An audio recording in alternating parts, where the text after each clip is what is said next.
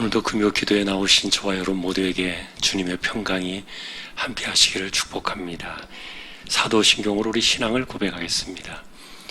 전능하사 천지를 만드신 하나님 아버지를 내가 믿사오며 그 외아들 우리 주 예수 그리스도를 믿사오니 이는 성령으로 잉태하사 동정녀 마리아에게 나시고 본디오 빌라도에게 고난을 받으사 십자가에 못 박혀 죽으시고 장사한 지 사흘 만에 죽은 자 가운데서 다시 살아나시며 하늘에 오르사 전능하신 하나님 우편에 앉아 계시다가 저리로서 산자와 죽은 자를 심판하러 오시리라.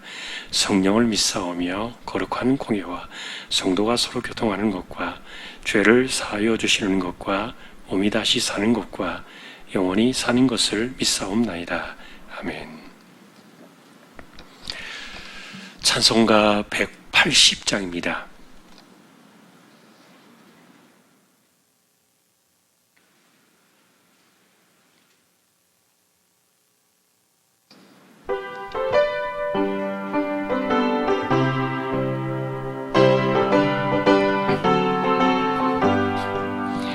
하나님의 나팔소리 천지 진동할 때에 예수 영광 중에 구름 타시고 천사들을 세계 만국 모든 곳에 보내어 구원받은 성도들을 모으리.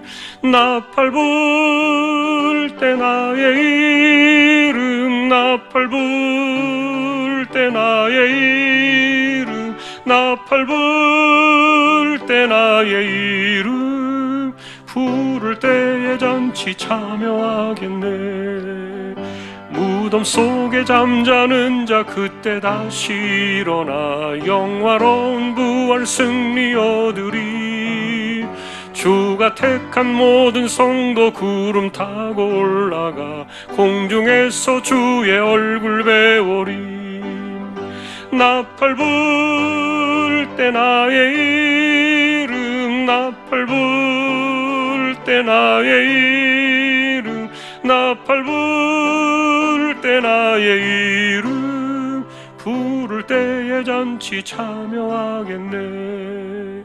주님 다시 오실 날을 우리 알 수 없으니 항상 기도하고 깨어 있어서 기쁨으로 보좌 앞에 우리 나가서도록 그때까지 참고 기다리겠네. 나팔 불 때 나의 이름, 나팔 불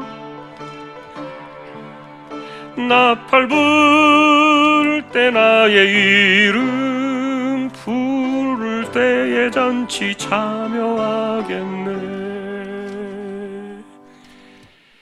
아멘. 183장 찬양하겠습니다. 183장입니다.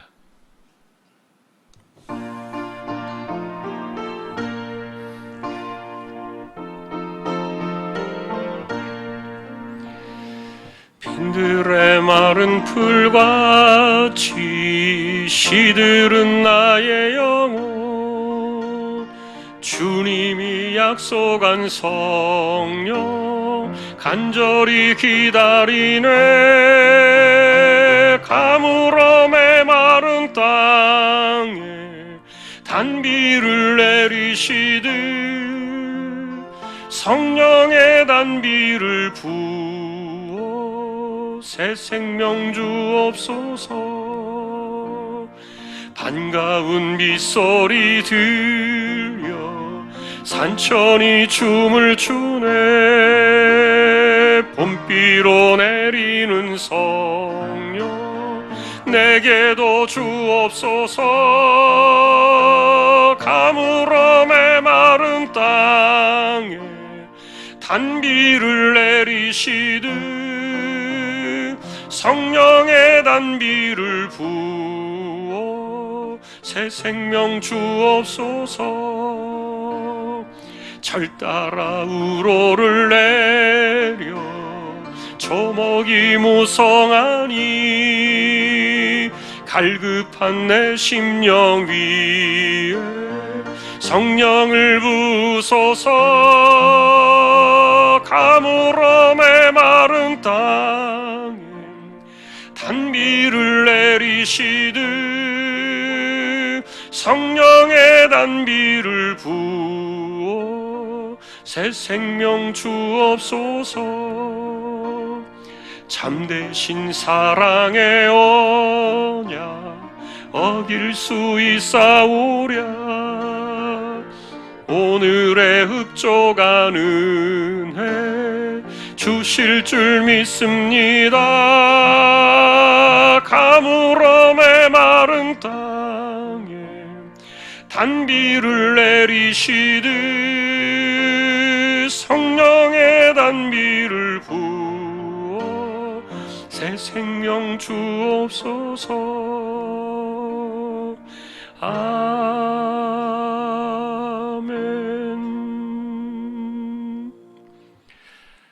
184장 옆에 있는 찬송 한 번 더 찬양하겠습니다.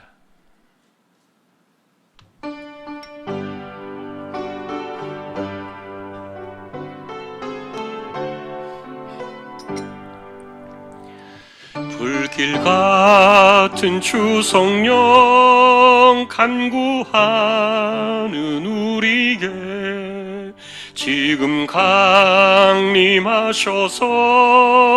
영광 보여주소서.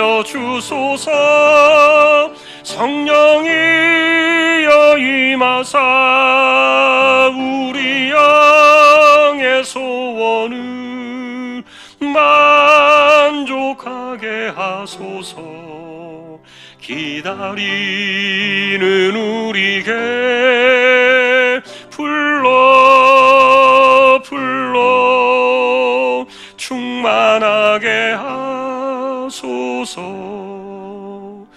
주의 제단 불의에 간 몸과 영혼과 우리 가진 모든 것 지금 바치옵니다.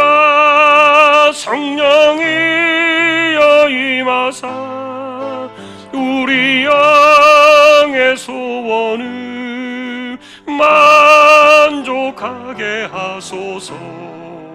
기다리는 우리에게 불러 충만하게 하소서. 모든 것 다 바치고 피고 피 내 마음에 성령 충만하도록 주여 채워주소서. 성령이여 임하사 우리 영의 소원을 만족하게 하소서. 기다리는 우리에게 불러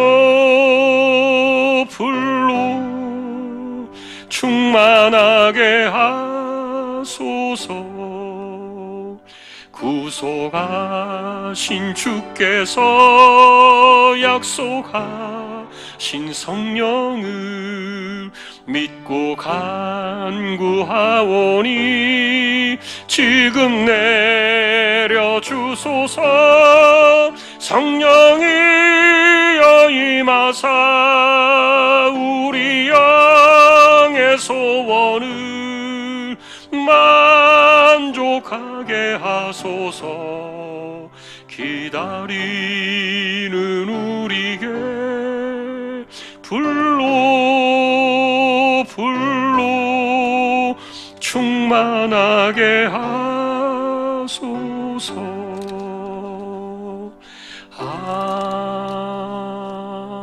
아멘.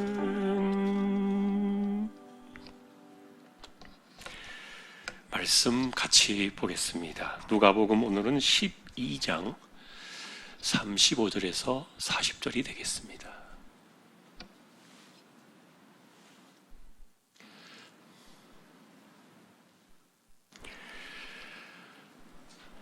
교독하겠습니다. 허리에 띠를 띠고 등불을 켜고 서 있으라.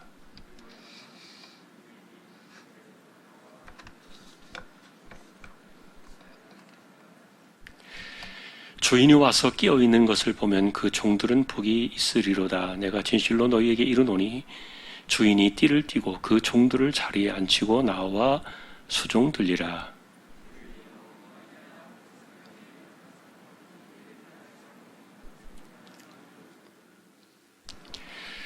너희도 아는 바니 집주인이 만일 도둑이 어느 때에 이를 줄 알았더라면 그 집을 뚫지 못하게 하였으리라.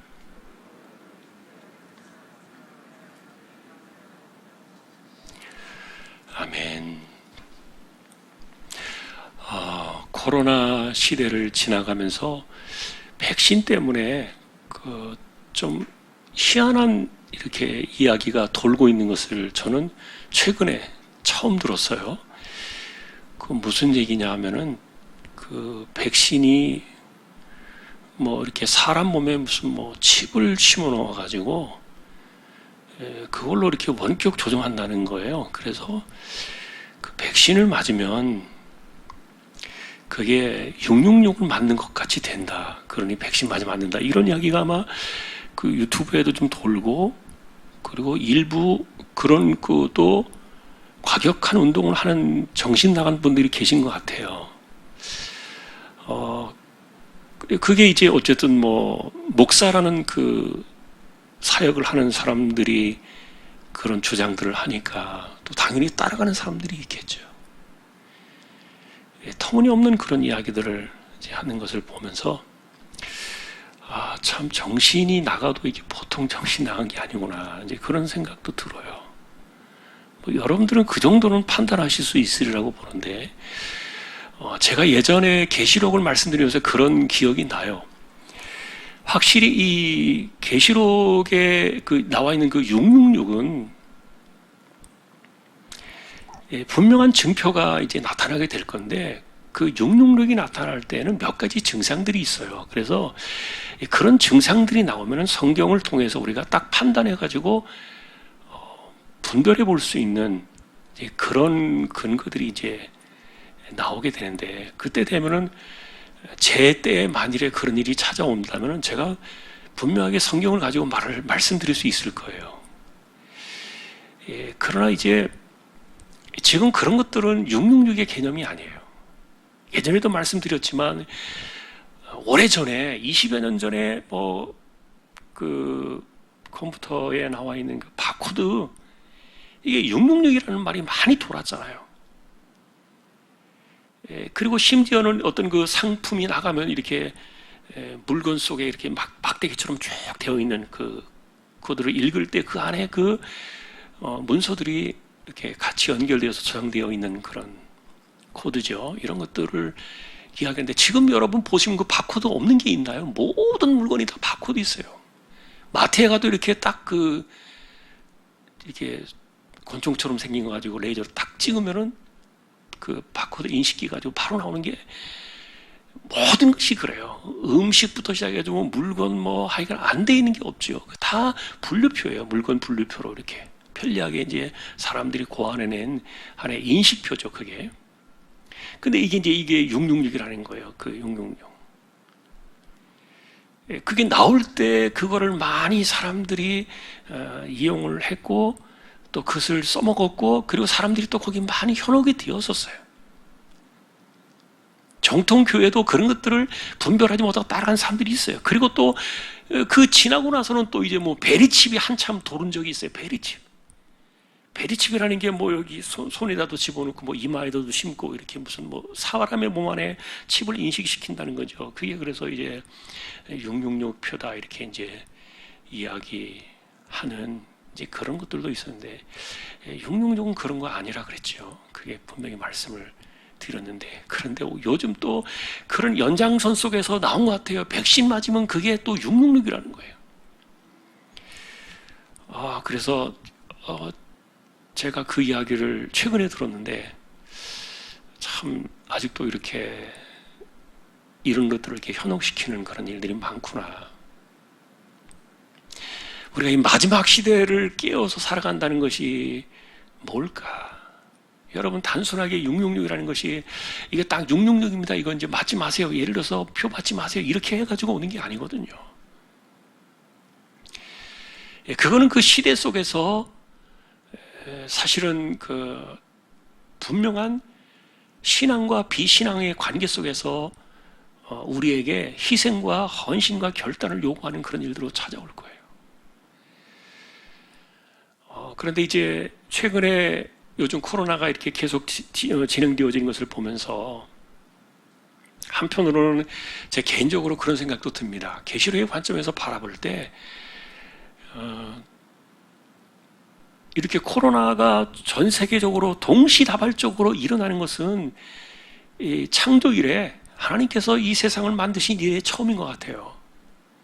이런 일들이 없었거든요. 이렇게 재앙 자체가 과거에는 이렇게 재앙이 국지적으로 일어났어요. 중간중간 이렇게. 그리고 이제 지난번에도 말씀을 드린 것처럼 100년 전에는 유럽에 스페인 독감이 있었어요. 비슷한 바이러스예요. 지금 우리가 겪는 이런 코로나 바이러스 같은 그런 바이러스예요. 그 바이러스 때문에 뭐 3천만에서 5천만 가까이 굉장히 많은 사람들이 죽었어요. 100여 년 전에. 그거는 그 지역을 초토화시켰던 그런 그 바이러스였죠.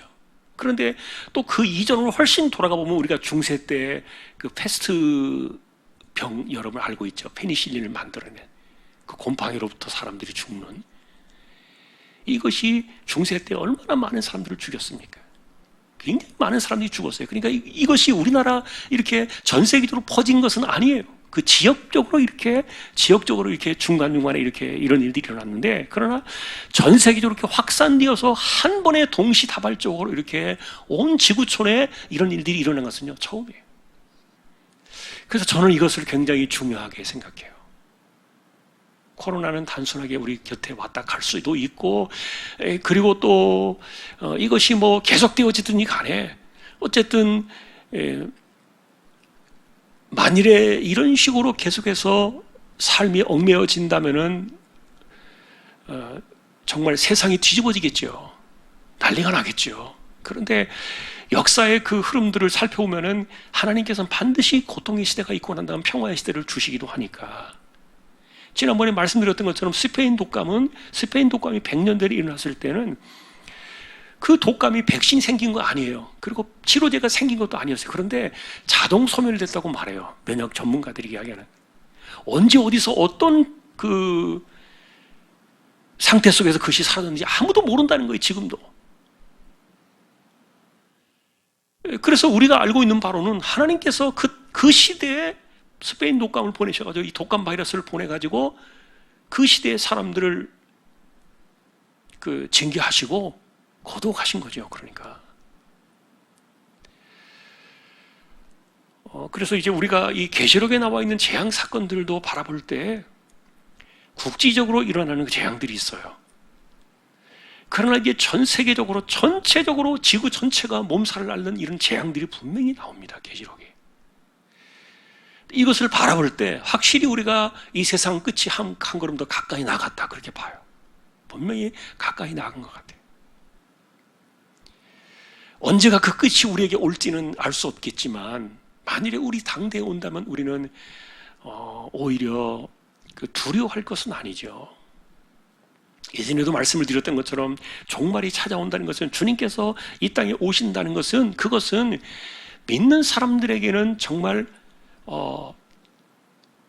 할렐루야 찬양을 부를 만한 일이죠. 그것은 우리에게 영광의 날이 되니까요. 심판과 두려움의 날이 아니라, 도리어 그 날이 오면은 반대로 우리가 읽고 있는 성경에 그런 내용들이 많잖아요. 나를 덮어달라. 산이여 나를 덮어라. 바위여 나를 가려라. 왜냐하면은 다시 오시는 그때 주님의 그런 모습들은 설명이 필요 없는, 온 세상이 다 알게 되는 그런 상태로 오시는 거예요.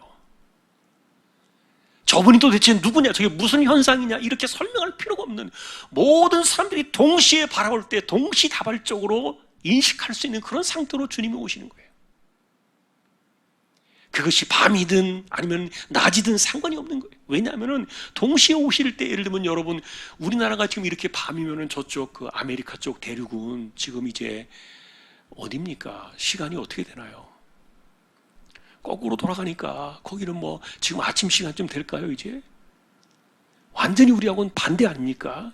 이 지구촌 우리 땅을, 우리 대한민국에서 뚫고 이렇게 거꾸로 내려가면 저쪽에 뭐 남아메리카 쪽 어디 나온다 그러잖아요.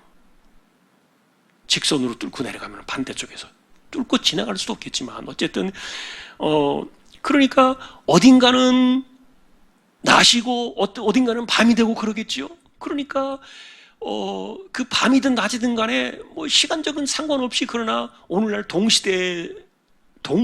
동시간대에 같은 시간대에 이 모든 것들이 동시에 주님을 보시는 가운데 오시는 거예요. 여러분 우리가 TV를 보면서 라이브라는 말을 보실 겁니다. 라이브. 영국에서 EPL 경기를 할 때도 라이브로 경기를 하면은 거기 시간하고 우리 시간하고 많이 틀려요. 시간 차이가 있잖아요. 9시간 차이가 나나요? 그 이상의 차이가 나나요? 여름에는 뭐 서머타임이 있으니까 시간이 더 길어질 수도 있고 차이가 많이 나지만 거기는 예를 들어서 낮에 하면은 우리는 한밤중이나 새벽에 우리는 경기를 하는 거예요. 시간은 분명히 차이가 납니다. 거기가 아침이라면 우리는 뭐 저녁이고 뭐 이렇게 차이가 있지만 그러나 중요한 것은 어느 때냐가 중요한 것이 아니라 시간이 몇 시냐가 중요한 것이 아니라 동시다발적으로 본다는 거예요. 이게 여러분 종말의 시대에 주님께서 오실 수 있는 모든 환경들이 다 갖추어진 상태. 왜냐하면 주님께서 오실 때 모든 사람들이 세상의 모든 눈이 그를 주목하신다 그랬거든요. 다 본다 그랬어요. 그렇기 때문에 어디는 되고 어디는 안 되고 이런 것이 없는 거예요. 이제 모든 것들이 다 완벽하게 갖추어진 그런 세상이 되어버렸어요. 그래서 저는 이제 이 코로나를 바라보면서 한편으로는 이 세상 전체를 한 번에 손대시는 그런 사건이 시작되었다 그렇게 보는 거예요. 한 번도 그런 적이 없으니까. 지구 역사 속에서 우리가 성경의 역사를 보면 6,000년이 지났잖아요. 6,000년이 지나간 이 세월 속에서 한 번도 그런 적이 없는데 처음으로 우리가 그런 세대를 겪고 있는 거예요. 이거는 전체 이 지구촌 전체를 이 땅에 숨쉬고 살아가는 모든 생물체들 그리고 인간들을 한 번에 손대시는 하나님의 그 주권적인 사건들이 이게 이제 계시록 그 뒷부분으로 나갈수록 나타나고 있기 때문에 그래서 우리가 한편으로 생각하면 이 코로나 시대가 그냥 단순하게만 왔다가 가는 그런 우리 시대에 한번 지나가는 그런 재앙 사건으로 보기보다는 이거는 이제 우리가 분명히 재앙의 관점은 의학적인 관점으로 우리가 따로 이렇게 바라보면서 대처해야 될 방식이 있지만 그러나 신앙적인 관점과 영적인 관점으로 바라본다면 이 세대는 우리가 분명히 준비해야 될 세대는 맞아요. 그래서 단순하게 지나가는 세대는 아니다.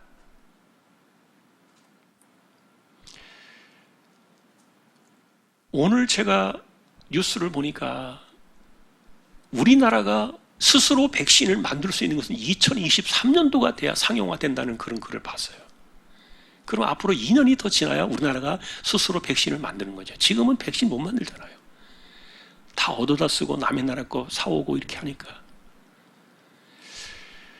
그리고 이제 뭐 치료제는 전문가들이 하는 이야기는 정상적으로 만일에 큰 문제 없이 되어지면 이 코로나에 대한 치료제는 내년도 상반기쯤 되면은 나오지 않을까. 이제 우리나라의 기술로 그렇게 또 예상을 하더라고요. 그렇다면, 그렇게 본다면 이게 비록 우리가 이제 항체가 생기고 집단 면역이 생겨서 마스크를 혹시 벗는 그날이 빨리 온다 할지라도 올해 안으로 우리가 생각한 대로 온다 할지라도 이 코로나는 가는 거예요.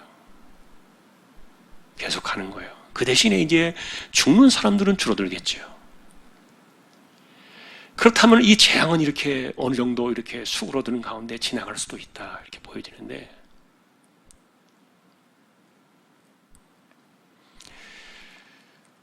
이것은 이제 시작이라 이렇게 생각이 되어지고 또 맛보기라는 그런 생각도 보여져요. 한편으로 저는 이 코로나가 시작되었을 때 작년에 이런 그 시대적인 생각들은 뭐 전혀 생각할 수도 없었고 다만 예배를 못 드리게 하고 또 예배가 되어질 수 없는 그런 상황들이 찾아오니까 실제로 작년에는 제가 막 정신이 우울증에 걸릴 정도로 이렇게 많이 힘들었어요.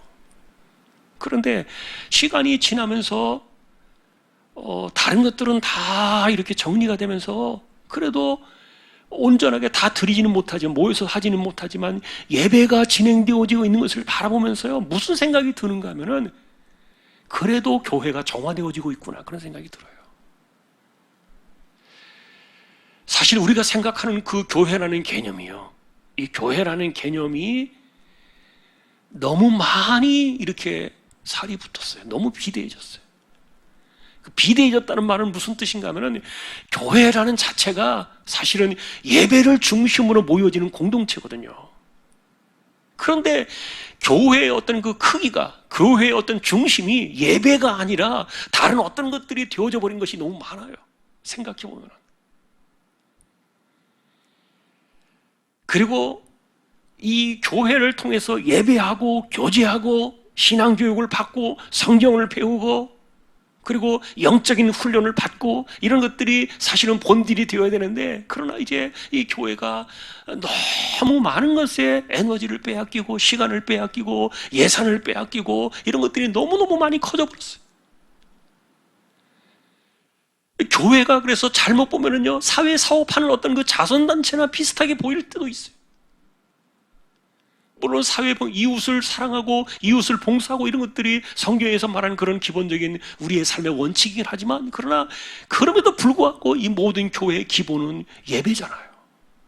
하나님을 예배하는 거.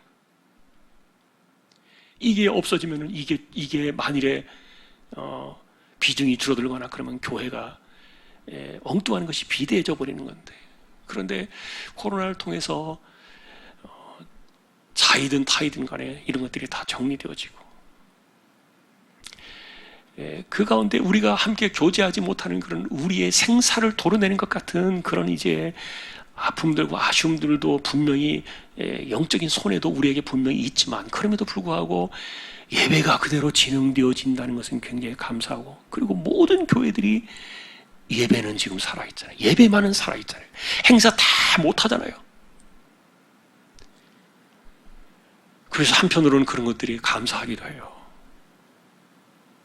한번 시간이 지나고 나면 태풍이 지나가듯이 이것이 쓸고 지나고 나면은 예배를 중심으로 살아가는 그 공동체는 힘을 얻을 것이고, 예배가 아닌 다른 어떤 것에 모든 것을 쏟아붓고 살던 교회들은 아마 폭탄 맞은 듯이 아마 이렇게 터지지 않을까, 이런 생각도 드는 거예요. 진짜 교회의 본질을 추구하며 만들어가는 것이 뭘까? 교회에서 예배가 사라진다면 그 교회 자체가 존재할 이유가 없기 때문에.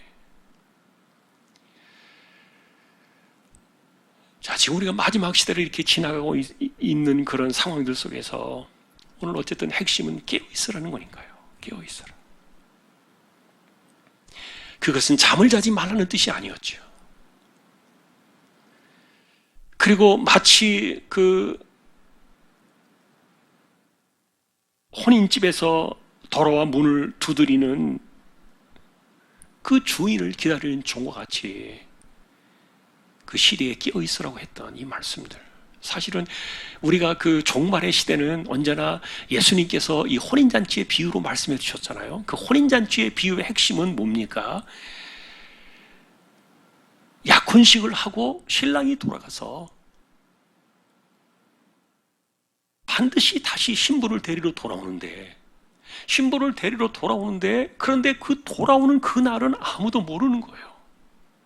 왜 그날을 기다리느냐? 왜 이렇게 약혼하면 바로 결혼하지? 왜 바로 안 살고 이렇게 기다리게 하느냐? 그 기다리는 시간은 뭐냐면은 그들이 그 거처하게 될 그 거처를 예배하는 시간이 바로 그 시간이에요. 기다림의 시간이에요.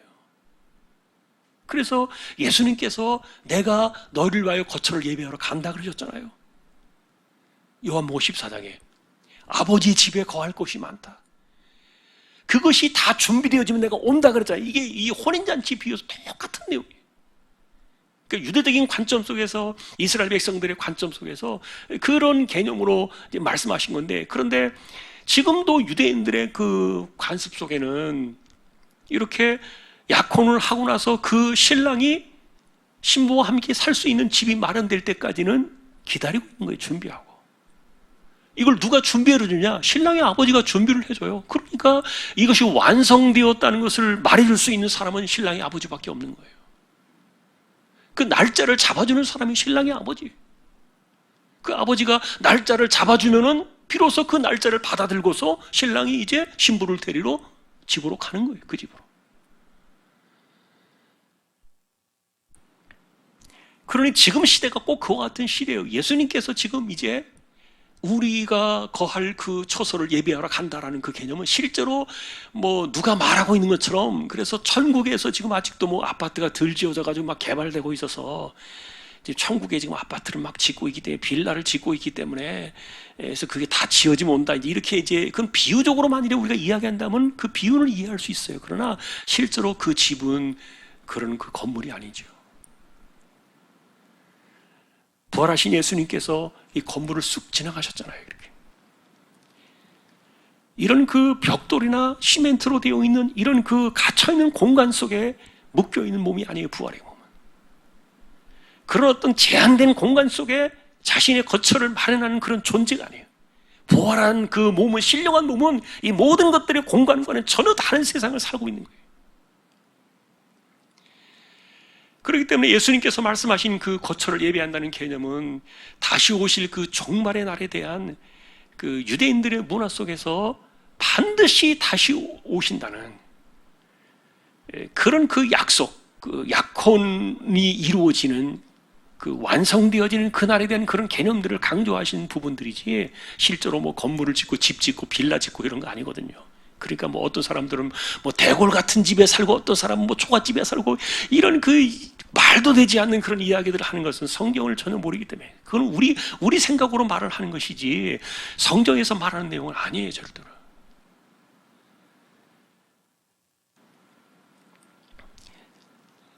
자, 그러나 어쨌든 중요한 것은 그날이 반드시 온다. 그러니 깨어 있으라. 그날을 예비하고 깨어 있으라. 여러분, 그래서 그 말에 다시 한번 핵심을 돌이켜본다면 그 포인트는 뭡니까?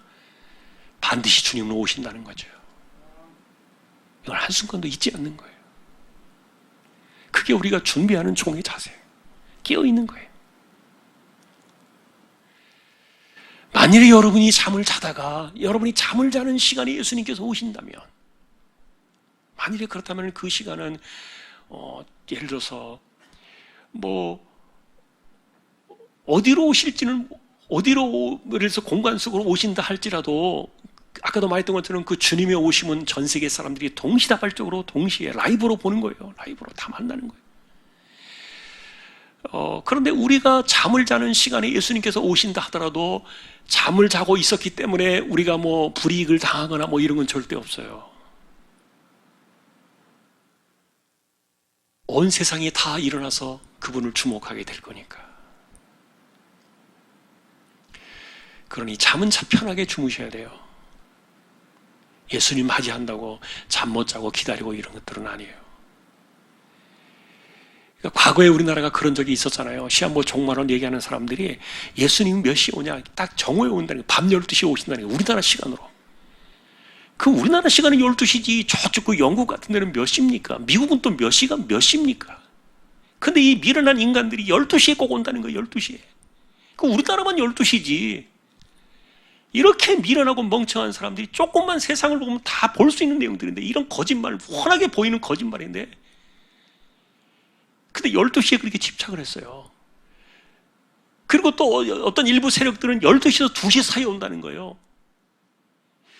이 말을 이렇게 들어본 이야기를 잘 보니까 12시에서 2시 사이에 여러분들 그래가지고 막 그 한때 그 시간이 되면은 잠을 자지 않고요, 그 막 찬송하면서 그 촛불 집회도 하고 막 이러면서 기다린다고 그랬던 시절이 있어요. 그런데 그 시간들이 왜 어디서 왔느냐 알지도 못하고 왜 그러느냐, 이게 무당들이 기다리는 시간이에요. 이런 기가 막힌 이런 그 무당의 미신 이런 것들이 기독교 이름으로 이렇게 갖고 들어와가지고 하는 겁니다. 말도 되지 않는 이런 이야기들이죠. 그 사람들은 그래요. 자기네들은, 그 무당들은요, 12시에서 2시 사이에가 가장 귀신이 활발하게 움직인대요.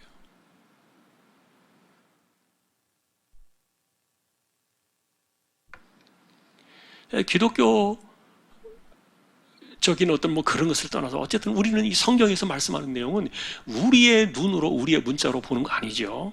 이 성경을 담아내고 있는 그 시대의 그릇, 그 환경을 봐야 되니까. 그러니까 유대를 알아야 되고 이스라엘을 알아야 되고 우리가 그렇게 해야만 하는 그런 원인들이 바로 거기에 있죠. 정확하게 그것을 알아야 되니까. 동방이라 그래서 그것이 대한민국이 아니거든요.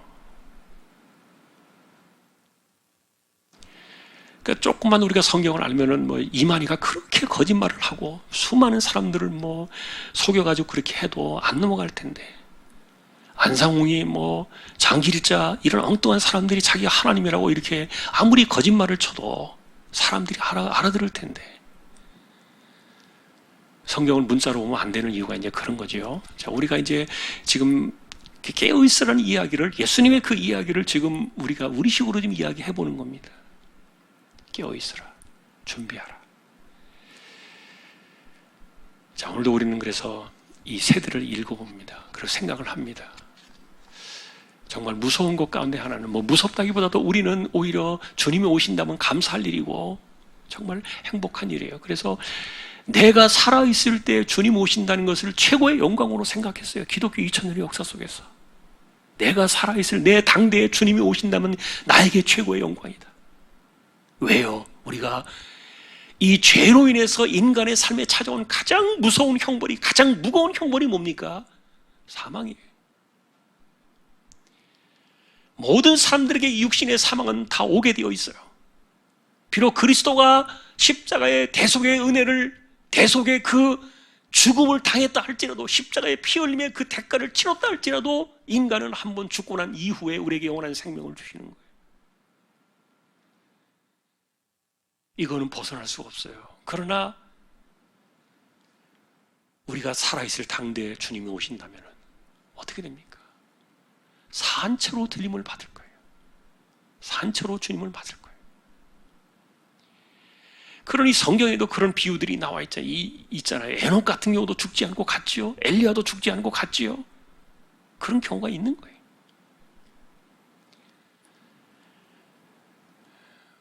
주님이 오신다면 우리에게는 최고의 행복이에요.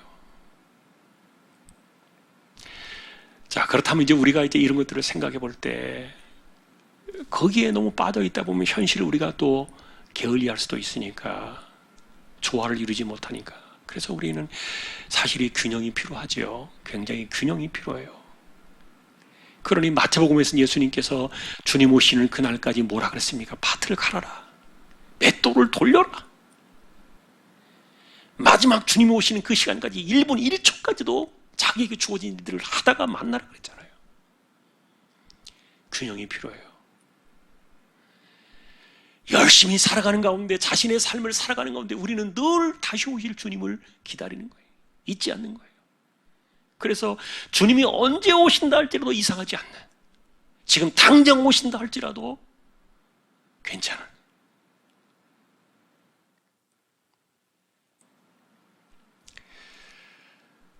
예, 제가 좀 엉뚱한 이야기인지 모르겠지만 그 최근에 제가 그 TV에 어떤 데서 한 군데서 하는 그 노래 이렇게 경연대회 하는, 뭐 자기가 노래 잘하는 사람 뽑는 그런 대회가 있는데, 예, 그런데 이제 그 노래하는 사람 가운데 개그맨, 제가 알기로 개그맨이었어요. 이 사람이 개그맨인데 노래를 참 잘해요. 굉장히 노래를 잘하더라고요. 저도 이제 일반 노래들은 뭐 잘 모르기도 하고 이제 들어본 것도 있고 이렇게 합니다만, 근데 이 사람이 노래를 참 잘하는데, 근데 심사위원들이 다 놀래가지고 이제 그랬던 거예요. 그러니까 사람들이 딱 두 사람이 얘기를 하더라고요. 한 사람은 이제 그 남진 장로님이 그 위원장이니까 몇 번 연습했냐 이제 그랬다 그랬지요. 몇 번 연습했냐. 그러니까 이 사람이 이제 1000번 했다.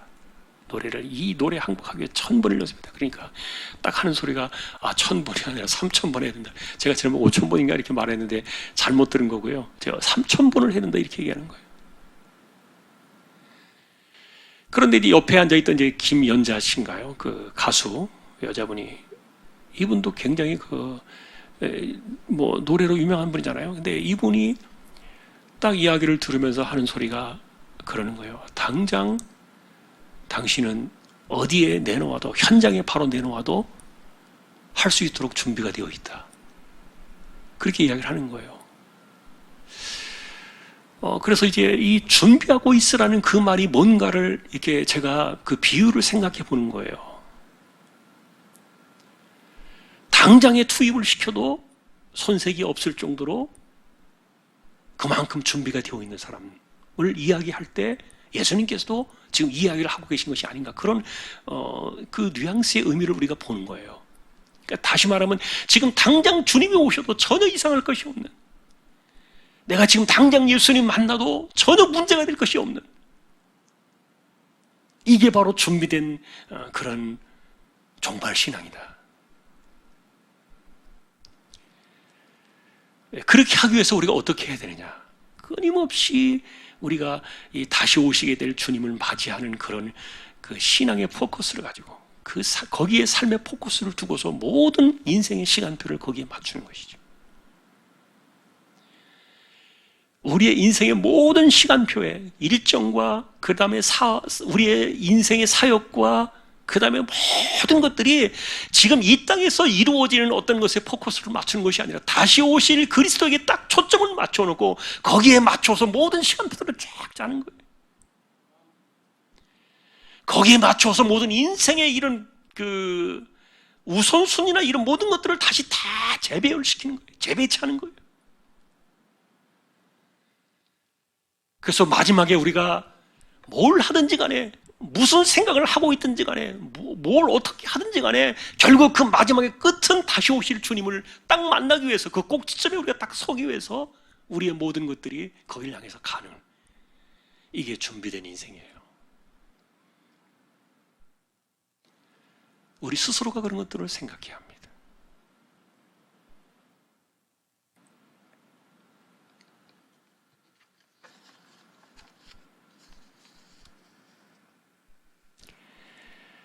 준비하고 있으라, 그 말씀의 의미를 우리가 다시 한번 생각하면서 오늘도 우리가 우리 자신의 삶을 다시 오실 주님께 포커스를 맞추고 거기에 내 모든 인생의 시간표를 다시 만들어내는 그것이 준비하고 있는 삶이라는 것을 다시 한번 기억하면서 오늘 우리가 기도로 나아갔으면 좋겠습니다.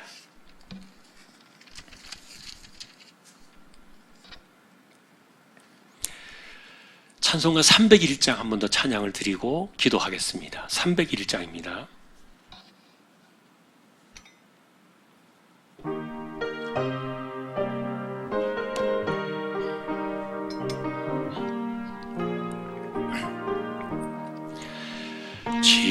지금까지 지내온 것 주의 크신 은혜라, 아니 없는 주의 사 어찌 이루 말하랴.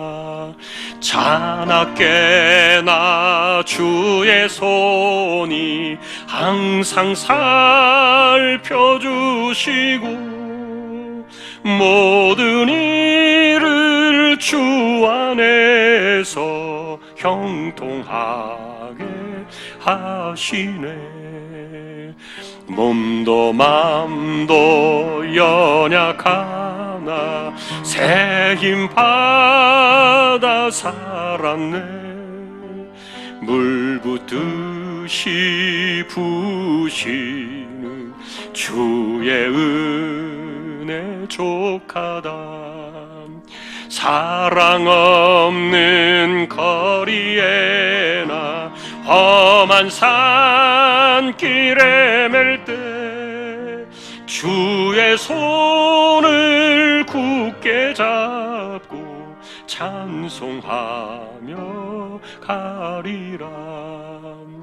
주님 다시 배올 날이 날로 날로 다가와 무거운 짐 주께 맡겨 벗을 날도 멀잖네. 나를 위해 예비하신 고향 집에 돌아가 아버지의 품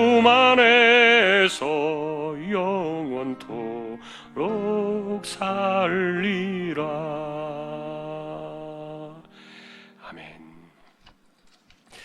우리 말씀을 기억하시면서 잠깐 우리 기도를 드리십시다. 준비하고 있으라 하신 이 말씀은 그 당시나 지금이나 앞으로 주님 오시는 그날까지 계속적인 유효한 말씀이기 때문에 오늘 그 의미를 설명을 드렸어요. 시대를 분별하고 그리고 우리가 다시 오실 그 주님의 그 마지막 사건 속에 우리의 포커스를 맞추고 인생의 초점을 맞추어서 우리의 인생을 살아가는 것이 그것이 준비된 인생이다. 다시 한번 기억하면서요, 우리의 모든 것이 다시 오실 주님을 맞이하는 그 일을 준비하는 일에 우리의 시간표와 삶이 만들어질 수 있기를 소망하면서 잠시 기도로 나아가겠습니다. 하나님 아버지 감사합니다. 오늘도 우리가 그날을 준비하고 깨어있으라 하셨던 말씀을 기억합니다. 주님께서는 우리에게 약속을 하시고 마치 다시 돌아오게 될 그 신랑과 같이 약속을 이루기 위하여 주님은 반드시 이 땅에 오실 텐데, 그때가 되어 우리가 주님을 만날 때 주님을 언제든 만날지라도 전혀 이상할 것이 없는, 주님 다시 오실 때 언제든지 깨어서 주님을 영접할 수 있는 그런 심령들이 되어지는 것이 이 세대를 살아가는 준비하는 인생임을 기억하며, 하나님 우리가 다시 한번 이 말씀을 기억합니다. 우리의 삶이 다시 오실 주님을 생각하지 아니하고 이루어지고 있다면 우리가 다시 한번 우리 인생을 점검할 수 있도록 지켜주시고, 우리의 모든 것이 이 땅에 다시 오실 그 주님을 바라보며 거기에 우리의 인생의 포커스를 맞추고 우리의 초점을 맞추고 우리의 인생의 시간들을 재배치하여 모든 것을 그것을 향해 나아가다가 이 일을 하는 가운데 주님을 만날지라도, 그리고 잠을 자는 가운데 주님을 만날지라도 전혀 이상할 것이 없는, 그래서 언제나 우리가 주님 만날 준비가 언제나 우리의 마음속에 준비되어 있는, 주님을 만날 수 있는 그 모든 것들이 항상 우리의 삶 속에 모두가 준비되어 있는 그런 심령으로 이 세대를 살아갈 수 있도록 은혜를 도와여 주시기를 소망합니다. 하나님이 마지막 시대에 몸살을 앓고 있는 이 세대 속에서 우리가 깨어 이 시대를 분별하게 하시고 이 세대 속에서 진실로 우리의 모든 인생의 시간들을 주님을 중심으로 만들어지도록 다시 한번 붙잡아 주시기를 소망합니다. 감사합니다.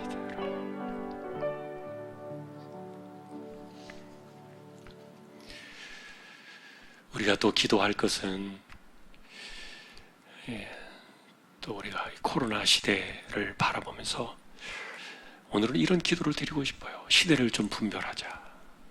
이 시대 속에서 내가 해야 될 일이 뭘까? 그래서 영적인 분별도 필요하고 시대를 분명히 분별하라 그랬으니까 그런 기도를 우리가 함께 드리면서요, 어쨌든 이 코로나 시대가 우리에게 가져온 그 영적인 손해가 너무 많아요. 좋은 것도 있지만 그 빨리 이런 것들이 회복이 되어지는 것도 우리의 바람이 되어야 하고, 하나님 앞에서 이 모든 고통의 시대가 빨리 지나가고 평화의 시대가 오도록 기도하고, 치료제도 빨리 나오고 우리나라 스스로도 백신을 만들어내고 그런 시간표가 빨리 만들어지도록 우리 함께 이 시간같이 통성으로 한 번 더 기도를 드리겠습니다. 하나님, 이 시간은 기도합니다. 시대를 분별할 수 있도록 지혜를 주시고 말씀의 눈으로 이 세상을 바라볼 수 있는 영적인 눈이 열려지고 우리의 귀가 열려지고 우리의 영적인 분별력이 열려져서 시대를 가늠하고 우리가 무엇을 위하여 어디를 향하여 달려가며 살아야 할 것인가를 분명히 분별할 수 있도록 은혜를 주시고, 우리의 삶이 세상의 것에 육신의 정욕과 안목의 정욕과 이생의 자랑에 파묻히지 아니하도록 하나님께서 우리를 붙잡아 주시고 다시 한번 하나님 우리를 붙들어 주셔서 이 세대를 분별하며 이 세대 속에서 우리가 어디로 가야 하는지, 무엇을 집중하며 살아야 되는지를 깨닫게 하시고, 하나님 앞에 우리가 어떻게 바른 모습으로 살아가야 될 것인가를 깨달음을 주시고 분별력을 허락하여 주셔서 이 세대를 바르게 살아갈 수 있도록 은혜를 더하여 주시기를 원합니다. 코로나의 시간표가 어떻게 되어져 가는지 우리는 아무도 알지 못하고 있습니다. 또 이와 같은 때에 어떤 사람들에게 어려운 일들이 어떻게 일어나는지 아무도 알 수 없는, 오직 하나님의 주권에만 매달릴 수밖에 없는 안개와 같은 이 시대를 살아가고 있습니다. 긍휼히 여겨주시고 붙들어 주시고 우리 모두를 지켜주셔서 이 세대 가운데 지나가면서 하나님, 우리가 잃어버린 것도 너무 많이 있고, 또한 이와 같은 일들을 통하여 우리의 영이 정화되어지고 우리의 시간들이 정화되어지고 교회가 정결하게 다시 한번 세워지고 예배가 다시 신령하게 회복되어지고 우리의 신앙의 본질이 다시 제자리로 돌아온 그런 거룩한 역사들이 있을지라도 우리의 삶 속에 잃어버린 것들, 영적인 교제나 신앙적인 모임이나 이와 같은 거룩한 사건들이 우리 안에서 다시 일어날 수 있도록 은혜를 더하여 주옵시고, 하나님 속히 그래서 이 백신의 시간표나 치료제와 같은 이 모든 것들이 이 땅에서 하나님의 우리의 힘으로 이 모든 것들이 안전하게 다시 만들어지고 나올 수 있도록 허락하시고 긍휼히 여겨주시고 은혜를 도와여 주시기를 소망합니다. 아직도 한치 앞을 내다볼 수 없는 이러한 불행한 이와 같은 세대 속을 우리가 살아가고 있지만 하나님의 긍휼하심을 구하오니 우리 모두를 불쌍히 여기시고, 그리고 온 이 지구상에서 살아가는 하나님의 백성들을 긍휼히 여겨주셔서 다시금 그들을 불러주시고 온전한 자리로 세워주시고, 우리가 이와 같은 때 알곡과 가라지가 갈라지듯이 마치 하나님 앞에 온전한 창고에 드리는 알곡처럼 우리가 구별되어지는 거룩한 백성들이 되어지도록 은혜를 내려주시고, 바람에 나는 겨와 같은 인생들이 하나도 없도록 우리 모두를 지켜주시고 긍휼히 여겨주시기를 소망합니다. 하나님 붙들어 주십시오.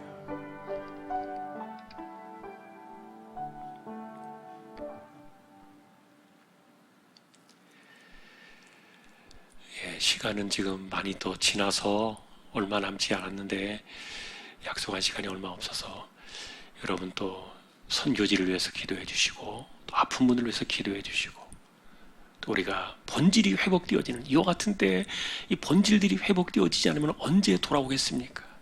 본질이 회복되어지는 그런 시간들이 되도록 또 기도해 주시고 우리가 정신을 차리고 이 세대를 살자, 그런 은혜가 우리 기도 속에 함께 했으면 좋겠습니다. 한 6, 7분 정도 우리 함께 기도를 드리고 제가 축도로 오늘 모임을 또 마치도록 하겠습니다. 함께 우리 기도로 나아가겠습니다.